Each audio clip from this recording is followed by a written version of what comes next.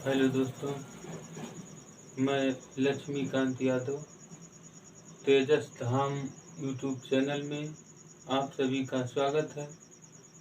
आज मैं कक्षा 10 के विज्ञान विषय का महत्वपूर्ण टॉपिक जो यूपी बोर्ड की परीक्षा में बहुत ही अहम भूमिका अदा करेंगी, वो प्रश्न आप लोगों के समक्ष प्रस्तुत कर रहा हूँ। तो आइए देखते हैं। प्रकाश का परावर्तन, रिफ्लेक्शन ऑफ लाइट। तो प्रकाश, पहले मैं बताऊंगा कि प्रकाश क्या है। प्रकाश एक ऐसा भौतिक साधन है जिसके द्वारा आँख वाले लोग वस्तुओं को देखते हैं। यह प्रकाश एक ऐसा साधन है जो हमारे दृष्टि ज्ञान को जागृत करता है। तो प्रकाश का परावर्तन हम लोग पढ़ेंगे। प्रकाश का परावर्तन क्या होता है?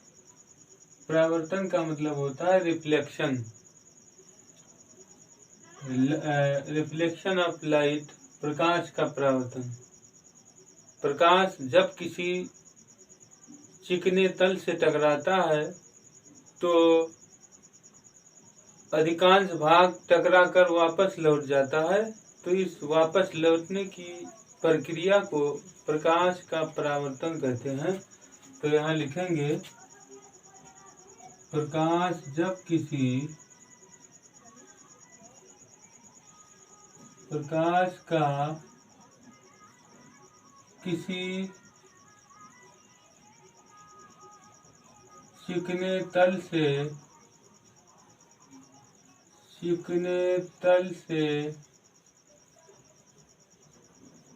टकराकर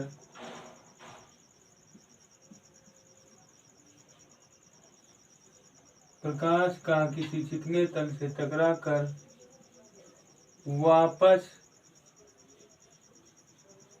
लौटने की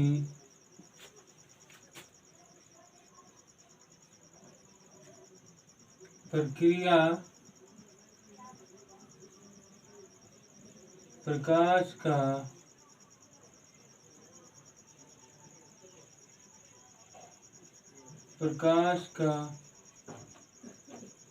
परावर्तन कहलाती है।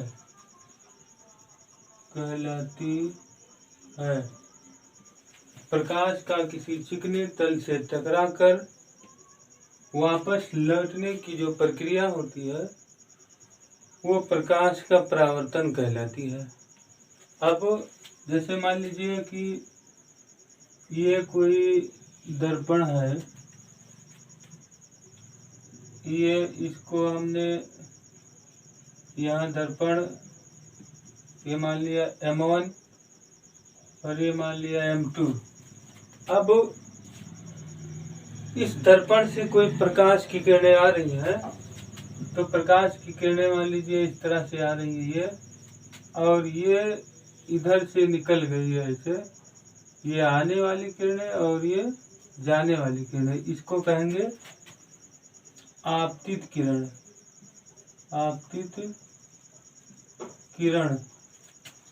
और इसको कहेंगे परावर्तित किरण। और ये हो जाएगा सीधा लंब, अभिलंब जिसको कहते हैं।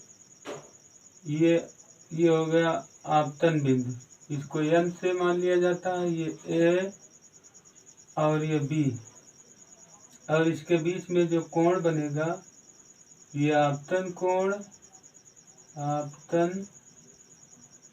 इसको I से जाना जाता है। और ये R से परावर्तन कोण।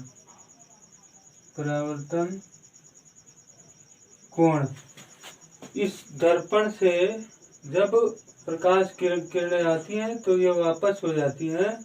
तो इस प्रक्रिया को, ये परावर्तित किरण है, ये आपतित किरण है। तो और इस अभिलंब के बीच में जो कोण बन रहा है ये आपतन कोण है, ये परावर्तन कोण, और इसको कहते हैं आपतन बिंदु।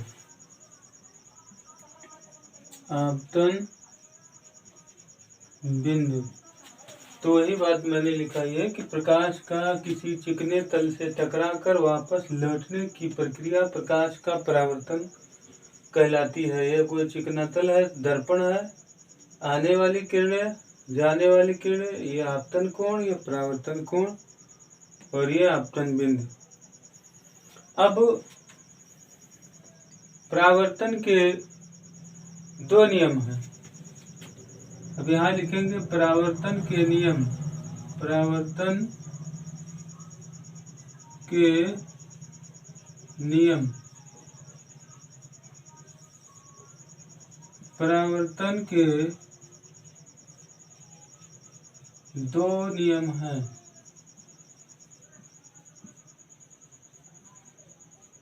पहला नंबर आपतन कोण और परावर्तन कोण आपस में बराबर होते हैं। ये आपतन कोण है, ये परावर्तन कोण है, ये दोनों कोणें आपस में बराबर होती हैं। तो यहाँ लिख देंगे आपतन कोण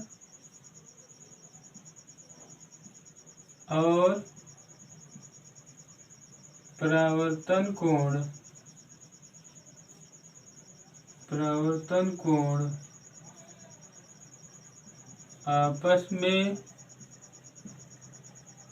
बराबर होते हैं। कोण I बराबर कोण R। ये पहला नियम हो गया, कोण I बराबर कोण R। अब यहाँ दूसरा नियम लिखेंगे कि आपतित किरण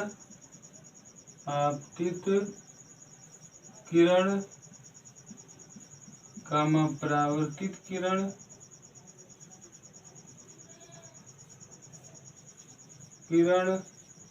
कामा आपतन बिंदु पर खींचा गया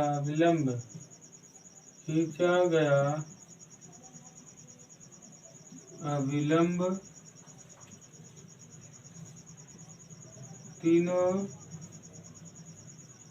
एक ही तल में होते हैं।